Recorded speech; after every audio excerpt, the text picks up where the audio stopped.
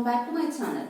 Students, in this session I want to explain about how to find the address of any element in an array. So before going to the concept, just we are equal the definition of array, types of array. So what is definition of array? Array is a collection of homogeneous elements of same name and a same type. What are the types of arrays? One-dimensional array, two-dimensional array and multi-dimensional array. So in the last class, we know how the array elements can be stored in a one-dimensional array. Already I have explained the memory representation of one-dimensional array. Today, here we are discussed to find the address of any element in one-dimensional array. So what are all the basic requirements we require to find the address? Means the first requirement is we are taken the array variable. Consider generally we are taken the array variable is A. A is a name given to the array in a program. Next, we are using number of elements we require, right? So the number of elements we are represented by using the variable I. I is used to represent the position of each and every element in an array. We are given size is 5. So array contains 5 elements. Each and every element can be stored in a position A of 0, A of 1, A of 2, A of 3, right? So each and every element position we are represent by using the variable I. The position of element. Next, we are required word length W. So W stands for word length. Word length means how many bytes required to store the single element in an array. ಒಂದು element ಎಷ್ಟು bites address ಅಲ್ಲಿ store ಆಗುತ್ತೆ. ಅದು integer element ಆದ್ರೆ 2 bites ಅಲ್ಲಿ store ಆಗುತ್ತೆ. ಅದು character element ಆದ್ರೆ 1 ಬೈಟ್ ಅಲ್ಲಿ ಸ್ಟೋರ್ ಆಗುತ್ತೆ. ಅದು ಫ್ಲೋಟ್ ಎಲಿಮೆಂಟ್ ಆದ್ರೆ 4 ಬೈಟ್ಸ್ ಅಲ್ಲಿ ಸ್ಟೋರ್ ಆಗುತ್ತೆ. Like that. So this word length is depends on the data type we are used to declare the array variable. Next requirement is base address. Base address means, so in the last class I will explain, if we know the starting address of the array variable, we can easily find out any variable address. That starting address we are called as base address. Base address we are represented using the variable base of A. Understood? This is the address of the first element. Next, lower bound. Lower bound means we know the array index starts with 0, hence with size minus 1. That starting address we are taken as lower bound. The ending address we are taken as a upper bound. Upper bound value here we are not used. That's why we are taken only the lower bound value. So in an array, always the lower bound value is 0. Why it is 0? So the beginning address, array begins with 0. So that's why the lower bound value is 0. Understood? So these are all the requirements we are used to find the address. By using these requirements, we are write the formula to find the address. Means the formula is location of A of I is equals to base of A plus W into I minus LB.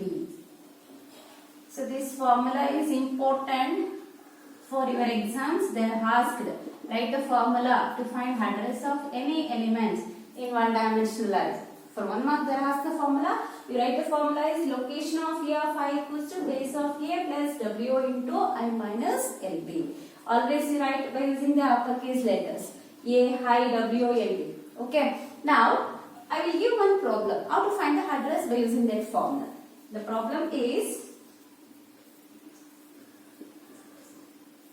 an array A contains 10 integer elements. 10 integer elements. The first element address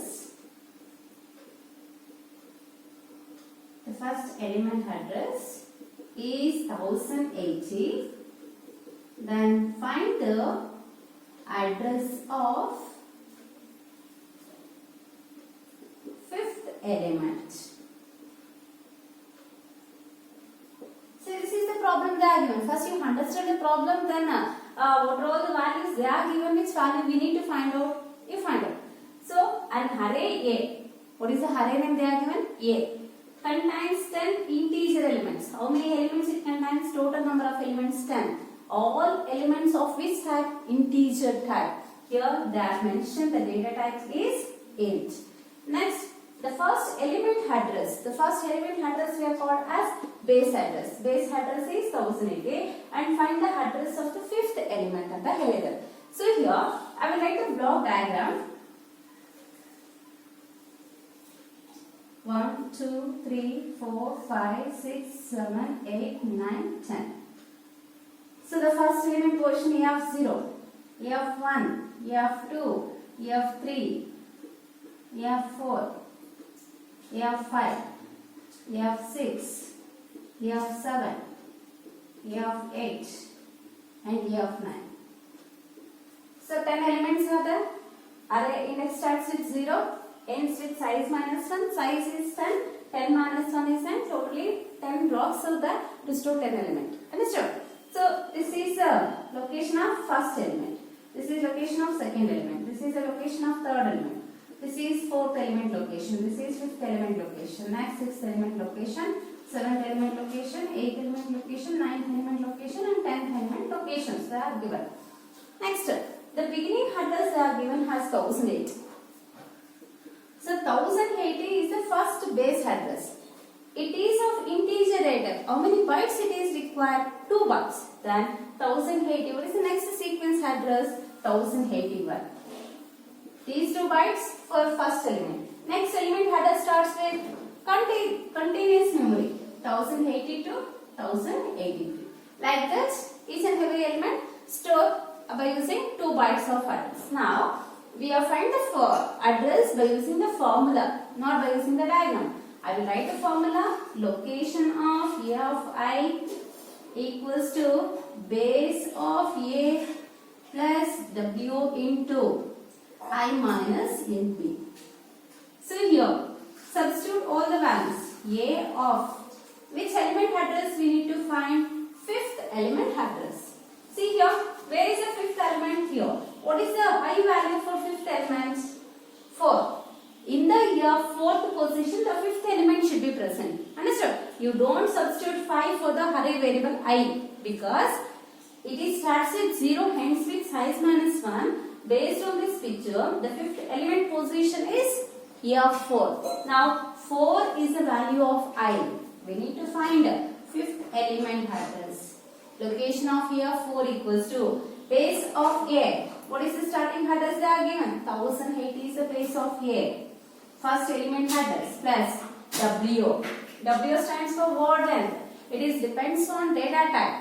What is the data type they have mentioned in the problem? Int. How many bytes required to store each and every element? 2 bytes. The 2 is the word length.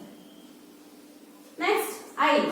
So, I value is 4. Means fifth element location. I represents position of the element. So, position of fifth element is 4. I value is 4 minus LB value. LB value is equals to 0. Now, so the problem 1080 plus 2 into. So, 4 minus 0 is 4. Next, multiply 2 with 4. 2 4s are 8. Add these two numbers. 1080 plus 8, 1088. Then the location of here 4 is 1088. Whether it is correct or wrong, we are verified in the diagram. So, what is the address of third element? So, here the address is ends with 1083. The next address is 1084, 1085. 2 bytes. Next element address 1086, 1087. What is the fifth element address? 1088, 1089. See here, 1088 is the beginning address of the fifth element. The 1088 we are assumed in this formula. Are you clear how we are find the address of any element? So, I will give the 2 assignment problems. So, you solve the problems and send it to the WhatsApp group. Okay. Next, we are discussed what are the operations we have performed under linear data structure, right? There are 6 operations are there. All that operations except the merging operation, remaining 5 operations, we are deals with one dimensional array. Okay. So what are the operations? Traversing, insertion, deletion, next searching and sorting. These 5 operations we are deals with one dimensional array. In that we go for first operation, operations on arrays. There are 5 operations we are performed here. In that first operation is traversal operation. Students, you know the definition of traversal. It is a process of visiting each element exactly once from beginning to end. First element to last element. So here, to implement the traversing, here each and every operation we are developed by using algorithms, and later we are discussed with C++ program. You know the definition of algorithm. Algorithm means it is a step-by-step procedure to solve a given problem. So in an algorithm, it is having a definite number of steps to solve the problem, right? So just only the logic can be written in the algorithm. Next, so to write a traversing algorithm, what we require means, so consider an array variable A,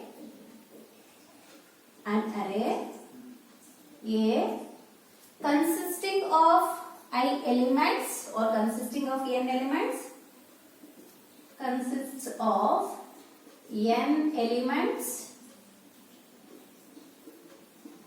Consider an array A consisting of n elements. Understood? So, you know the index starts with 0 and hence with size minus 1. Based on the lower bound and upper bound value. Lower bound value is 0, upper bound value is n minus 1. Based on the lower bound and upper bound values, we are accessing each element exactly once. We are write the algorithm is step 1 for I is 0 to n minus 1. So for I is 0 to n minus 1, then so here we are write the statement process A of I. Each and every element we are accessed. Next, after this, and for next step, we have stopped the algorithm. See here, only 2 steps are required to traversing, to process a traversing operation. It is very important for 2 marks. See, 2 steps is having 2 marks. So 0 is a lower bound value. N minus 1 is the upper bound value. Based on lower bound and upper bound values, we are access each element exactly once from beginning to end or first to last elements. Understood? So this algorithm you practice twice or thrice for 2 marks. Understood? Write an algorithm for traversing in an array. Means you write this algorithm. Okay. Now I will explain how to implement the program for doing traversing. Write a C++ program. Write a C++ program to input and output the array elements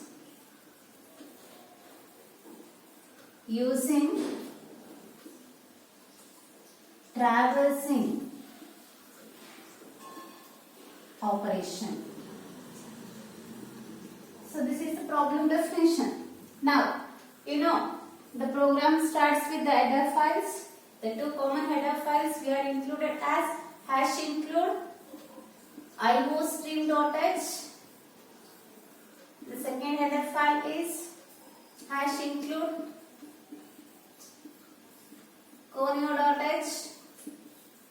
Next, we are using a definition called class. In the class name we are given as traversal. So what are the data members here required for this program means we are using private access specifier to declare array variable of maximum size 50. I is number of index element variable. N is maximum number of elements we are stored in the array. Next, public. We are using member functions void inputs. So what is the use of input function? We array the array variables, right? So here I will write the statement cout. Enter size of the array. Enter size of the array. Next, C size of the array we array by using the variable n. Next is cout statement. Enter elements to the array. Elements to the array. Here to read the elements we are use for loop for I equals to 0, I less than n, I plus plus. Inside the for loop we are at the statement C in A of I, close the for loop. Then we are declare another function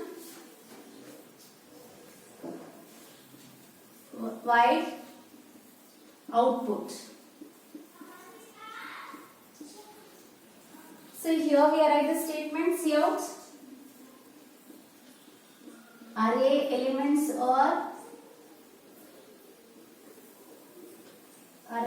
or for I equals to 0, I less than n, I plus this. So inside the for loop we are at the statement cout A of I, set W of I. We are given the width space. Close the floor bracket for the output function, and here also we have closed the input function. Here we have closed the output function. Later we write the main function void main. Before that, here one more floor bracket we are used to close the class definition. End of the class definition. Next, after ending the class definition, we are declaring the main function void main. We are create an object by using the class name. The class name is traversal. We are declare an object is T. Next, CLR function. We are call input function and we call output function. Next, write the get ch function and close the main function. So this is a C++ program for perform traversing operation. You know how this program will be executed. The program is execution starts with the main function. So in the first statement, the user is create an object with the help of the class name. Here we are taking the class name is traversal. With the help of the traversal class name, we are creating an object called T. T is occupy a block of memory space to store the values. Next, CLR it will clear the previous output screen, and the output screen is ready to give our program output. Next, we are call input member function with the help of an object with dot operator. Once we have called the input member function, the control is transferred from main function to input function. Here input function start execute. In the input function, we return the first statement is enter size of the array. This statement is displayed on the monitor screen. Then we are given the size is 5. What is the value of n we are given? 5. So then how many elements we want to store in the array? 5 elements. So next this statement is execute. Enter elements to the array. We have stored enter the values, right? So first time I value is 0, I is less than n means 0 is less than 5.